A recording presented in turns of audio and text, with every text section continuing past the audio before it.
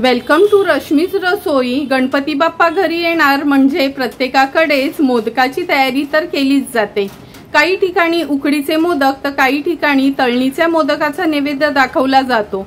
पण आज मी तुम्हाला 5 ते 6 दिवस बाहेरच टिकणारे अगदी खुसखुशीत असे तळणीच्या मोदकाची रेसिपी दाखवणार आहे। त्यासाठी हा व्हिडिओ तुम्ही शेवटपर्यंत बघा आणि माझ्या चॅनलला लाईक, शेअर अँड सबस्क्राइब करा।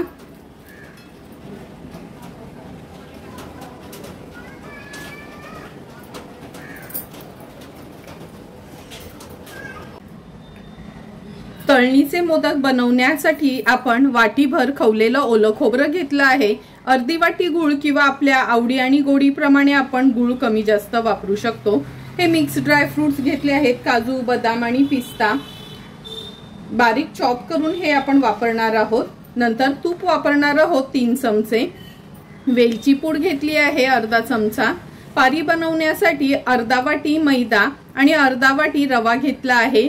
वजनी मापलं तर 50 ग्राम रवा आणि 50 ग्राम मैदा असं प्रमाण घेतलं आहे आणि चवीप्रमाणे मीठ वापरणार आहोत।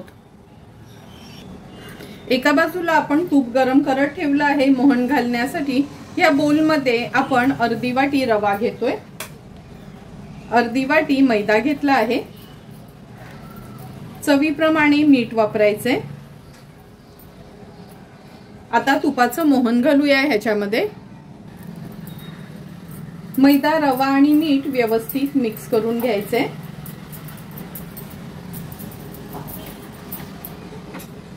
मिक्स करून झालं की कडकडून गरम केलेलं आपण हे तुपाचं मोहन घालणार आहोत। 3 चमचे एवढं हे तुपाचं मोहन घेतलं आहे। पोहे खायचा चमचा आहे ना, त्याच्यानेच मी मेजर करून घेतलं आहे। व्यवस्थित मिक्स करून घेते।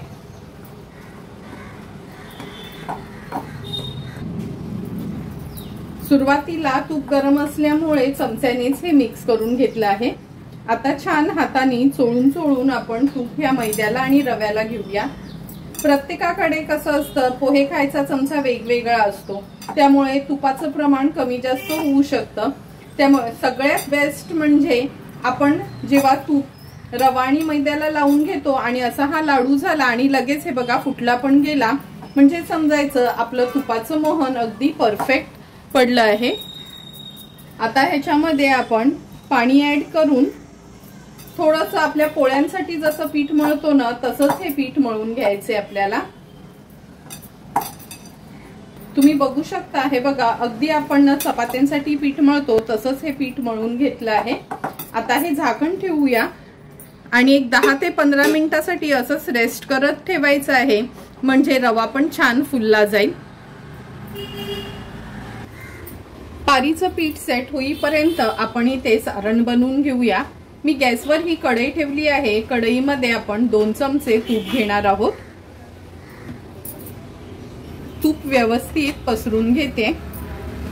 आता ह्याच्यामध्ये हा खवलेला ओला नारळ आहे ना, वाटीभर घेतला आहे मी, तो परतून घेऊया। गॅसची फ्लेम लो टू मीडियम वर ठेवायची आहे आणि यातला पाण्याचा अंश थोडा कमी होईपर्यंत आपण हे खोबरं व्यवस्थित परतून घ्यायचं आहे। खोबरं तुपावर असं परतून घेतलं ना तर हे मोदक आहेत ते जवळपास 5 ते 6 दिवस फ्रीज मध्ये न ठेवता बाहेरच व्यवस्थित राहतात। म्हणजे जरी आपण कुठे पिकनिकला वगैरे जाणार असलो तरी पण सोबतीला हे घेऊन जाऊ शकतो। आता हे खोबरं मी व्यवस्थित एक 4 ते 5 मिनिटांसाठी परतून घेते। 4 ते 5 मिनिटं झालेत। हे बघा तुम्ही बघू शकता खोबरं व्यवस्थित आपण असं तुपावर परतून घेतलं आहे। आता आपण ह्याच्यामध्ये आपल्या गोडीप्रमाणे गूळ घालूया। गूळ ऍड केल्यानंतर व्यवस्थित गूळ एकजीव होईपर्यंत हे खोबरं आपल्याला त्यात मिक्स करून घ्यायचे। लक्षात ठेवा, गॅसची फ्लेम ना आपण लो टू मीडियम वरच ठेवायची आहे, म्हणजे खूप असं ना जास्त शिजलं पण जात नाही आणि काळपट रंग येत नाही। गूळ आणि खोबरं व्यवस्थित मिक्स करून घेतलं आहे। आता आपल्या आवडीप्रमाणे ड्रायफ्रुट्स ह्याच्यामध्ये ऍड करूया। मी ना ड्रायफ्रुट्स ह्याच्यामध्ये ऍड करताना अगदी पातळ असे कापूनच घेते, म्हणजे खाताना छान लागतात आणि मोदक वळताना जास्त त्रास पण होत नाही। आता व्यवस्थित हे सारण शिजवून घ्यायचे। तुम्ही बघू शकता गुळ आणि खोबरं छान एकजीव झालं आहे। आपलं सारण आता व्यवस्थित तयार झालं आहे। खूप ना सारण असं शिजवून घ्यायचं नाही, मऊसूत करायचं नाही, असंच ना छान मोकळं मोकळं ठेवायचं, म्हणजे खाताना पण खूप छान वाटतं। आता गॅसची फ्लेम स्विच ऑफ करते आणि ह्याच्यामध्ये मी वेलची जायफळ पूड ऍड करते। पुन्हा एकदा व्यवस्थित परतून घेते आणि हे सारण आता एका प्लेटमध्ये आपण काढून थोडं गार करून घेऊया।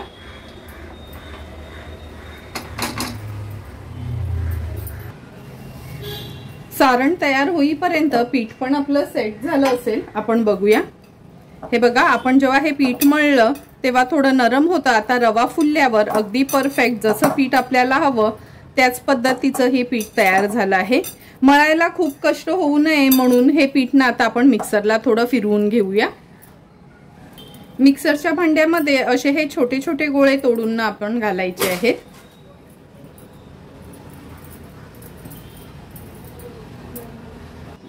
आता उघड बंद करून आपण हे मिक्सरला फिरवून घेऊया। आता ह्या बोल मध्ये हे पीठ आपण काढून घेणार आहोत। हे बघा, छान एकजीव झालं आहे रवा आणि मैद्याचं पीठ। हाताने मळायला गेलं ना तर थोडेसे कष्ट पडतात, त्यामुळे मिक्सरला फिरवून घेतलं का खूप सोपं होतं। अगदी चमचाभरच तेल घ्यायचं आहे, पिठाला व्यवस्थित ग्रीस करून घेऊया।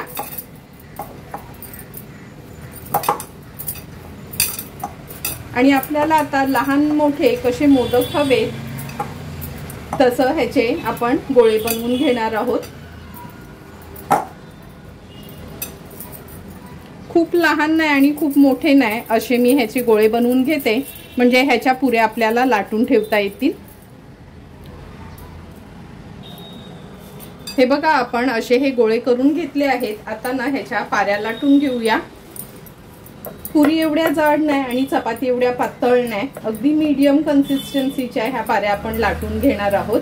कारण का सर्वांनाच माहिती आहे तळणीचे मोदक ना खूप मोठे पण नसतात, अगदी मीडियम साईजचे असतात।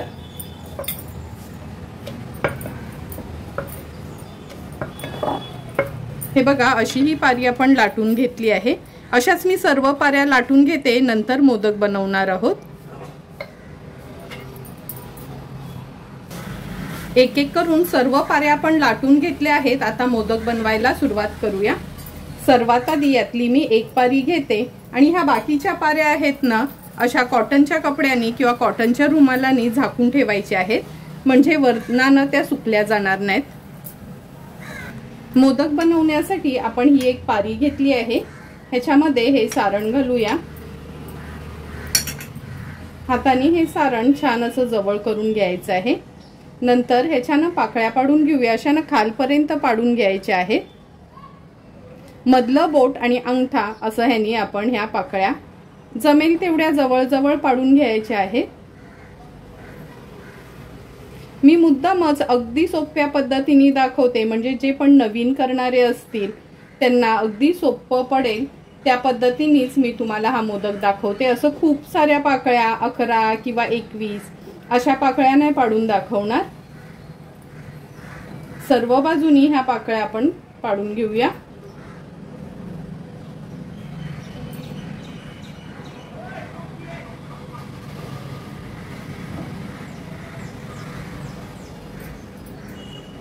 हे बघा, सारण असं छान एकत्र करून घ्यायचंय।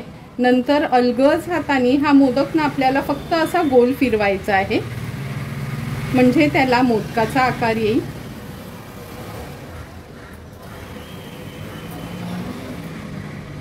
जेवढ्या अलगद हाताने तुम्ही म्हणजे हलक्या हाताने तो मोदक फिरवाल ना तेवढा तो व्यवस्थित बनला जाईल।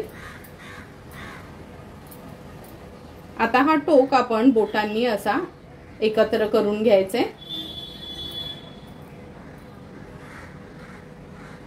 तुम्ही बघू शकता अगदी सोप्या पद्धतीने सिंपल असा आपला मोदक तयार झाला आहे। आता मी 2 ते 3च मोदक करून घेते, नंतर बाकीचे मोदक करूया। कढई लहान असल्यामुळे मी 3च मोदक सुरुवातीला केले आहेत। आता हे लगेचच तळून घेऊया। तेल पण आपण व्यवस्थित तापवून घेतलं आहे, एकदम ना हाय फ्लेमवर हे मोदक तळायचे नाहीत। आता हे मोदक आपण तेलामध्ये सोडूया।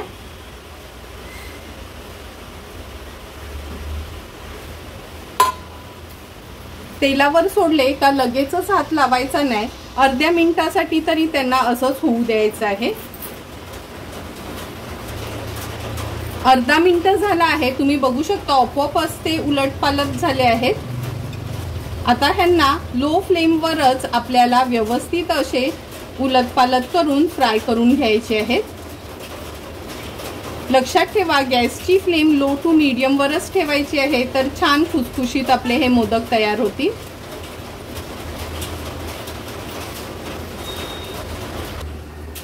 उलटपालट करून 4 ते 5 मिनिटं लागले हे 3 मोदक आपल्याला लो टू मीडियम फ्लेमवर तळण्यासाठी। आता आपण गॅसची फ्लेम हाय केली आहे, कारण का मी नेहमीच तुम्हाला सांगत असते कोणताही तळणीचा पदार्थ तेलात ना काढताना जरी आपण लो फ्लेमवर तळला तरी काढण्या अगोदर तो छान हाय फ्लेमवर तळून घ्यायचा असतो, म्हणजे ना तो जास्त ऑइली बनत नाही। आता हे मोदक आपण काढून घेऊया।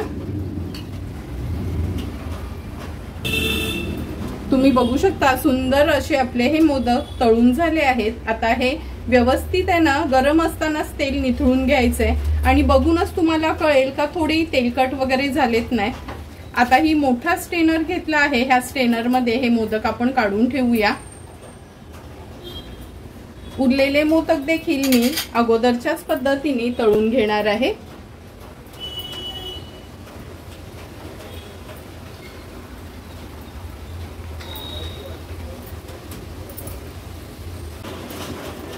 तुम्ही बघू शकता थोडे थोडे करून सर्व मोदक आपले अगदी व्यवस्थित तळून झाले आहेत आणि थोडेही ऑइली झालेत नाहीत। आता हे तयार झालेले मोदक आपण सर्विंग प्लेट मध्ये सर्व करणार आहोत। सुंदर असे तयार झालेले आपले हे तळणीचे मोदक आपण ह्या सर्विंग प्लेट मध्ये सर्व करून घेतोय। तुम्ही बघितलं असेल खोबरं वगैरे व्यवस्थित आपण तुपावर परतून घेतलेलं, त्यामुळे हे मोदक अगदी 5 ते 6 दिवस फ्रीज मध्ये न ठेवता बाहेरच व्यवस्थित राहतात। तुम्हाला पण जर मी बनवलेले अगदी सोप्या पद्धतीने हे तळणीच्या मोदकाची रेसिपी आवडली असेल तर तुम्ही पण यावर्षी गणपतीमध्ये नक्की हे तळणीचे मोदक एकदा तरी माझ्या पद्धतीने बनवा आणि मला कमेंट करून सांगा की तुम्ही बनवलेले हे मोदक कसे झालेत ते। तुम्हाला जर मी बनवलेल्या ह्या तळणीच्या मोदकचा व्हिडिओ आवडला असेल तर नक्की माझ्या चॅनलला तुम्ही लाईक, शेअर अँड सबस्क्राईब करा। Thank you for watching my video.